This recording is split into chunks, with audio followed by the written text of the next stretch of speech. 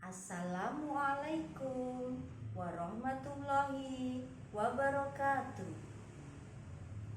Menika kawula badhe ngaturaken tembang gambuh laras pelok patet 6. Kang tansah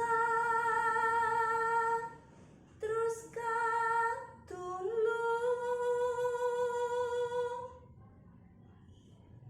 pan patertan nggih sendang bawa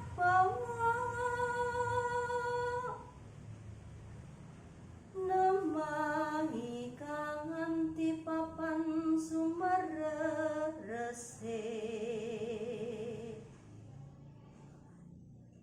tirta kang suci puniku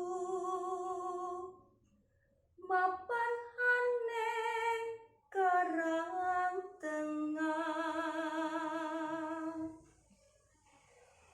Matur nuwun. Wassalamualaikum warahmatullahi wabarakatuh.